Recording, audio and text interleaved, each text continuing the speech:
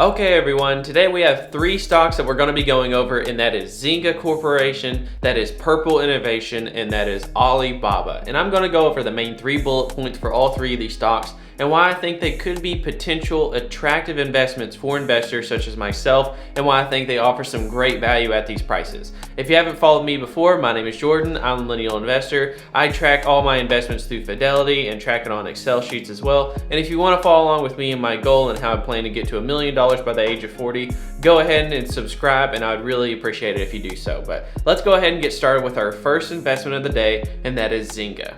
Okay, now first off, looking at this chart for Zynga, this goes back to about the last year or so. Now you can see that about a year ago it was trading at about $9.50, and then it dropped down to about $7, $8, and then it reached its all-time high at roughly $12.32, and then it has since downtrended all the way down to $7.14. Right now it's sitting at $7.29 as of today on October 7th, the day I'm filming this. Looking at a multi-year chart, you can see that this is the lowest point that Zynga has traded in quite a long time, pretty much since the beginning of 2020 when the pandemic first struck. There's not really a time you could have bought Zynga for a lower price. The previous time you could have bought Zynga even close to this was in late 2020, towards the end of the year at around the $8 mark, and today we're flirting with $7 even. Now the cool part about Zynga is that they have a huge offering of mobile games. Now, I know you probably haven't seen all these games, I haven't either, but there's probably at least 10 or 12 of these games I've either played personally or I've seen on my mobile phone, and I know people that play them, including Zynga Poker, by the way. That game's awesome. I love playing poker, and so if you like to play poker, Zynga Poker is by far the best one to play. I used to play that when I was in high school all the time. Then there's some other big games you scroll along. Maybe there's some of these that you'll notice that I won't. I know Words of Friends was a pretty big one. Another Farmville, Looney Tunes, Empire and Allies. There's lots of these games that a lot of you know. Oh, don't forget Draw Something. Draw Something was the best game in high school. But anyways, you get the point. This company has a lot of different mobile games, and like I said, a lot of these you probably recognize. But the cool part about Zynga is that, once again, as a shareholder, we don't really care what the company has done in the past. We care more about what the company is going to do in the future. And so the question is, will Zynga continue to make mobile games? Will they continue to innovate, come out with these new popular games that obviously brings the franchise money? And I think that this news article wraps it up perfectly. If you look here on October 7th, literally today, Zynga closes acquisition of mobile game developer Starlark, expands game portfolio with hit franchise Golf Rival. Now first off, that game right there, Golf Rival, I have played, I believe about a year or so ago. I had that downloaded on my phone. I played that for a while. It was actually pretty fun. But I don't really think it matters so much about Golf Rival. I think the main bullet point to pay attention to here, and if you want to pause and read over some of this, then you can, but I think the main bullet point here is that you can see that Zynga is not done innovating. They're continually coming out with more games, they're growing their portfolio of products, and even analysts agree on that. So go ahead and take a look here at what this company is expected to do next year in terms of revenue and profitability. In terms of earnings per share, they're going to do about 34 cents this year and 45 cents the following year, okay? And then let's look at revenue. Revenue was $2.81 billion this year is what it's planned to finish out at. 2.8 billion, and it's going to go up to 3.1 billion.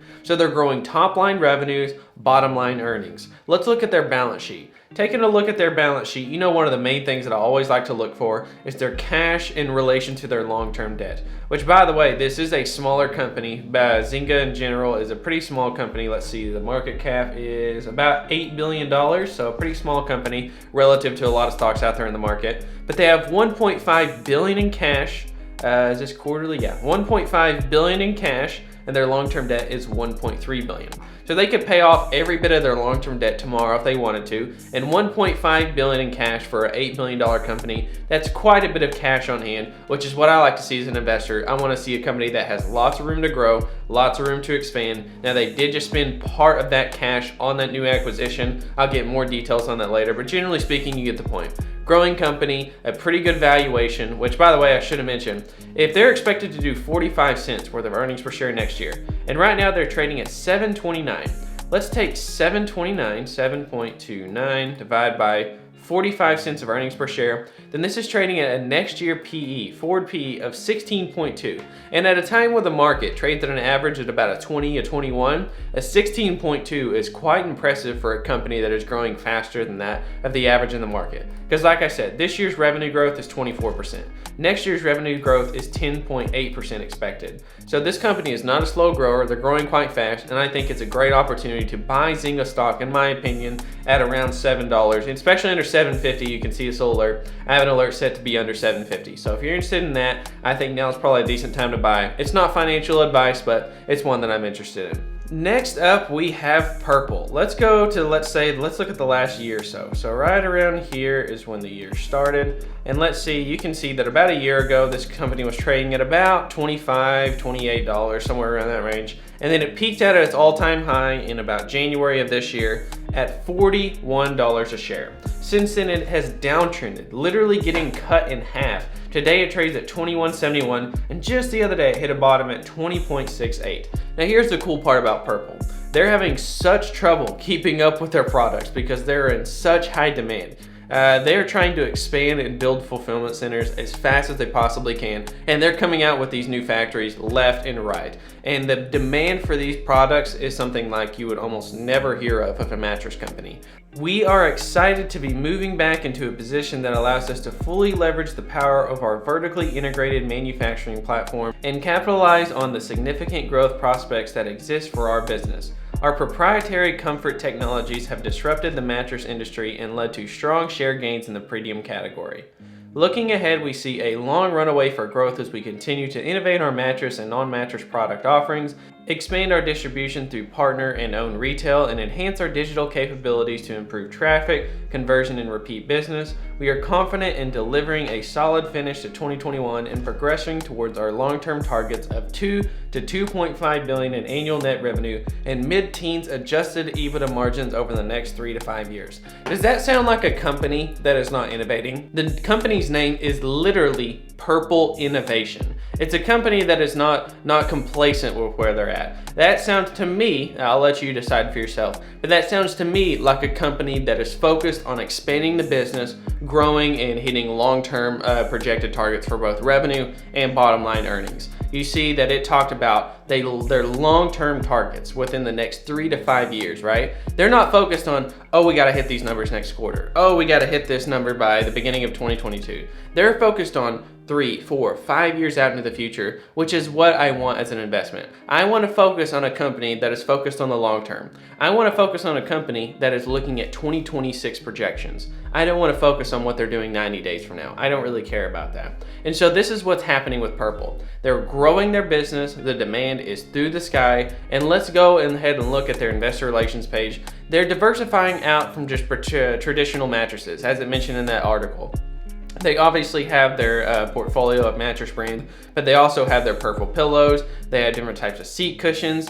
They have different types of bedding products. They have bed frames. They have kid products. And the funny thing is, it's not even mentioned in here, they even offer like dog bedding. I don't think I saw it on here, but yeah, they even offer bedding for your pets, like comfortable little Purple dog beds. I don't know how much of the business that will grow, but anyways, it's just cool to see that they offer it. And the same thing for Purple. If we look at Purple here and pull up the the analyst projections for Purple, right now it trades at about $21, and they're projected to do 68 cents worth of EPS this year, a big ramp up of $1.13 next year. So if we go ahead and just stop right there, 21.71, let's clear this, 21.71 divided by, what was it, $1.13.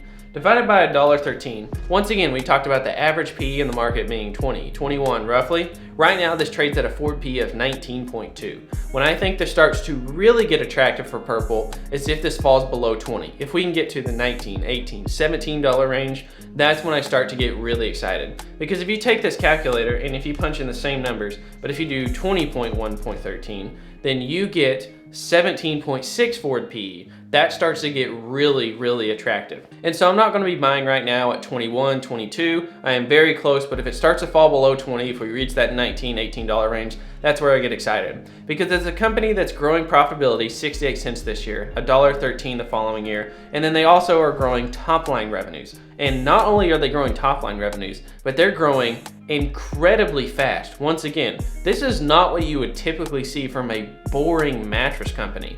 Let's see, this year they're going to do 828 million, 27% growth. 27% growth, I know. And then next year they're going to do 1.05 billion, 26.9% growth. 26% revenue growth from a mattress company, as well as growing that bottom line earnings. And most of that comes from the fact that this company is vertically integrated. You can read over this paragraph if you want to pause the video and read that yourself. But you can basically see that this is a growing company. Once again, just like Zynga, a very similar story. I like finding companies that have been beaten down in share price, but have been growing the business along the way. And so that's what I love about a company like Purple and Zynga, growing the business, beaten down in share price, and that goes hand in hand with our third company that we're about to go over. And I don't want to go over this one in depth because I know it's been beaten up in the news, and I'm sure you're already aware of it, and that's Alibaba, ticker symbol BABA. Looking at the last year or so, company was originally a year ago about 260, 270 bucks. It peaked out at 319, and today it's at 144. Now, rather than go over Baba's business, because I'm sure you're all familiar with it, which by the way, looking at the pre-market, they're doing pretty good so far. They're up almost 5% in the pre-market today. But let's look at the forward PE of Alibaba, and it's absolutely disgustingly low. So let's go ahead and look at the share price, 144.10. Let's type that in, 144.10. Divide by next year's earnings per share right here, 10.82. Divide by 10.82. The forward PE of Alibaba, the company that's considered to be the Amazon of China, which is growing top line and bottom line at 10, 15, 20, 25% every single year, is a 13.3. 13.3. That sounds like some Corsair Gaming PE numbers. Corsair Gaming's PE, I think, is like 14, 15 last time I checked, and that is my largest position. That's a stock I've been buying crazy amounts of. And as much as I love Corsair Gaming, they're not going to grow even a fraction of what Alibaba is going to grow at. Now, the big question mark here is what's going to happen with the Chinese government. The thing is with Alibaba, this is either going to be a stock that is just beaten down into the dirt, is in the double digits, falls to 90, 80, $50 a share by next year, or they're going to ramp up. I think either one of the two. Either Alibaba is under $100 at the end of 2022 next year, or there are well like $250 plus. There's not going to be a whole lot of in between in Alibaba, in my opinion. And so in terms of a high risk, high reward stock, if you believe that the Chinese government is going to start cracking down on these US based Chinese companies like Alibaba, Tencent, these type of companies, if that's going to happen, then Alibaba is going to get absolutely demolished. It is going to probably go to somewhere between $50 and $100, maybe even a zero if they delist them. But if they back off, if they indeed just say, hey, we're backing off, we're not going to be doing this the way that they think they are, if there's some level of confidence that's brought to investors that it won't happen, then if that's the case, Alibaba is a $300 plus stock. I mean, honestly, I could make a case. I'm not saying it's likely, but I could make a case that Alibaba is $500 plus within the next year to 2 years if everything backs off of the Chinese government. So anyways, those are the 3 stocks that I'm watching. I wanted to pick stocks that I do not own. Y'all know the 6 stocks that I currently own. I watched it in my previous video, but thank you guys so much for watching. If you haven't checked it all out down below, check out links in the description, information about me, links to Yada savings accounts, Robinhood, Webull, M1 Finance, all that good stuff. But thank you guys for watching, and I'll catch you guys next time.